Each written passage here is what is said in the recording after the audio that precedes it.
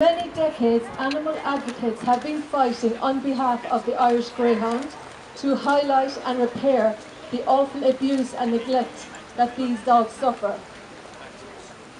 But it is only in the recent past that the plight of the Irish Greyhound really made it into the general public's awareness. Celebrities like Ricky Gervais, Pauline McGlynn, Louis Walsh and Brendan Gleeson have all raised concerns about cruelty to Irish greyhounds, and this has brought the issues to the fore. You may also be aware of the horrendous treatment of greyhounds in China, where they are part of the meat trade. They are not humanely killed, but boiled alive and tortured before they are killed for eating. This increased awareness may also be traced back to earlier this year, when 9 Irish greyhounds were shipped to Macau in China to be raced in the Canidrome racing track. This track has housed up to 800 greyhounds at one time, and it is reported that around 400 dogs are killed by lethal injection each year there. And every greyhound arriving at the track is dead within 3 years. If they're not placed in the top 3 of 5 consecutive races or are injured, they are killed. There is no adoption programme or animal welfare protection at the Canidrome, so Irish greyhound owners are callously exporting their unwanted greyhounds to their deaths. The Canidrome in China used to race greyhounds in from Australia before an undercover investigation highlighting the conditions there. And then airlines refused to transport from Australia, but due to suitable quarantine restrictions, Irish greyhounds became the next to be targeted. In May of this year, an attempt was made by Ross Miles of Elite Canine Transport to ship 24 Irish greyhounds from Robert Green's Bantier Greyhound Schooling Track in North Cork to Macau in China. Fortunately, their plans were thwarted in time, and all 24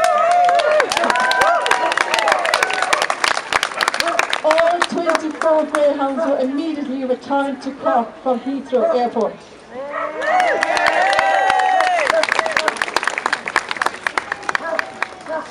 But why are we depending on people outside of Ireland, like Cage Nationwide, formerly Cage Northwest in UK, as well as Irish Greyhound advocates to protect Irish greyhounds?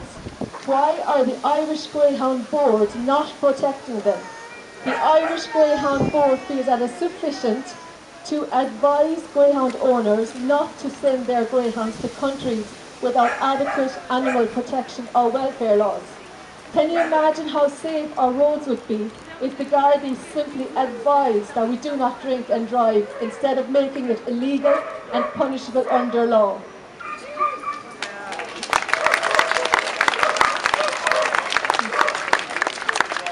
So what is the significance of Cork in the fight against abuse of Irish greyhounds?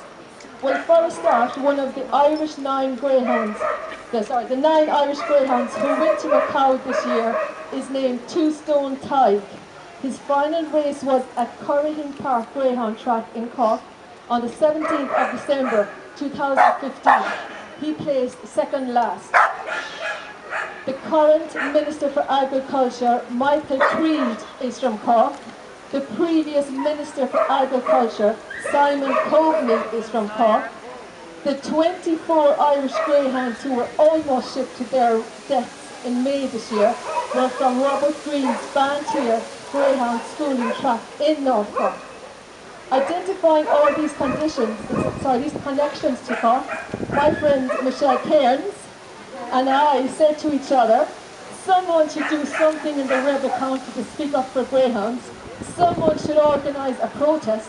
We soon realised that the someone was us.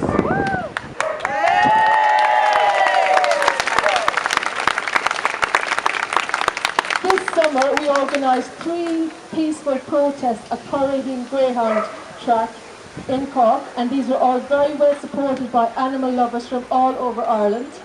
For our 4th one, on September 30th, we decided to bring our protest to somebody who was turning a blind eye to the plight of greyhounds in both racing and coursing. So we held it at Michael Creed's office in Ballycollig during clinic hours, and we got a great reception from the public.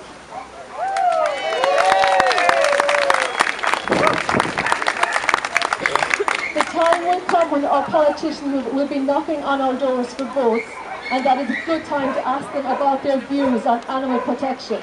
But perhaps a politician on the vote trail is not the best person to depend on, so please go online and check their past votes, their actions, and their quotes in relation to animal welfare.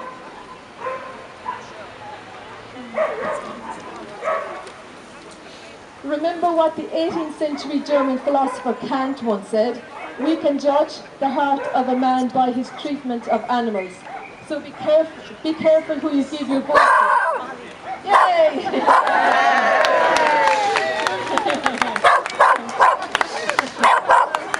A huge factor surrounding Irish Greyhound issues is the Irish Greyhound Board. If a family home or a business was run like the Irish Greyhound Board runs their business, we would be evicted or closed down. Apparently the Irish Greyhound Board has over 30 million euros in debts and deficits, and 25 million of that is on interest-only payments until December 2016. But what does the Minister of Agriculture, Mr. Michael Creed, do in response? He gives the Irish Greyhound Board a further 16 million euros into the 2017 budget. Is the Minister not familiar with the old proverb, never reward bad behaviour? I would prefer my tax money to support the homeless, the sick or the needy, not to prop up a declining industry that causes such harm to innocent animals.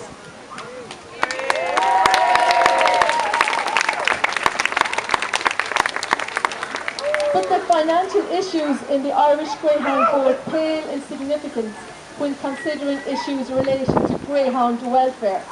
There is no traceability or accountability for non-racing registered greyhounds, thought to be numbered about 10,000 each year. The industry's solution for unwanted greyhounds is to kill them, as so-called wastage. Abuse and cruelty cases are not correctly dealt with. Offenders face very mild penalties and are rarely named, even when improvement orders or penalties are issued. This does very little to inspire public confidence. The Irish Greyhound Board makes very little effort to appropriately rehome unwanted greys. It is estimated that only 12% of the 10,000 number are rehomed yearly. So what happened to the other 88%? The board does not allow transparent monitoring of all injuries and deaths at tracks or as a result of racing. As a semi-state body, surely these statistics should be available to the public. The Irish Greyhound Board is also self-regulated. Racing greyhounds are testing positive for a wide range of banned substances.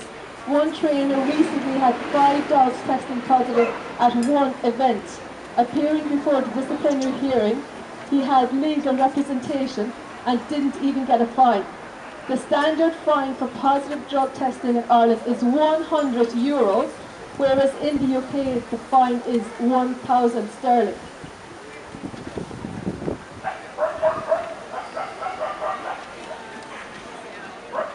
Ireland's new 2013 Animal Health and Welfare Act legalises protection for all animals in Ireland. They are known as the 5 freedoms. These are freedoms from hunger and thirst, freedom from discomfort, freedom from disease and injury, freedom to express normal behaviour, freedom from distress and fear. But many racing greyhounds do not enjoy these rights. For this reason, we strongly urge you not to visit the greyhound track for your group's Christmas party, or in fact, ever.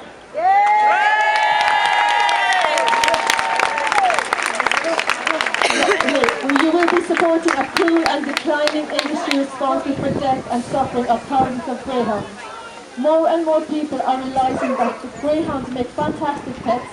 They are very calm, clean, intelligent, affectionate, wonderful with young and old people. Exhibit A, James here. They only need a short amount of exercise each day and are happy to sleep for endless hours. I have a hound in my home and for the past 3 years and will never be without one again. Greyhounds are currently classified as agricultural product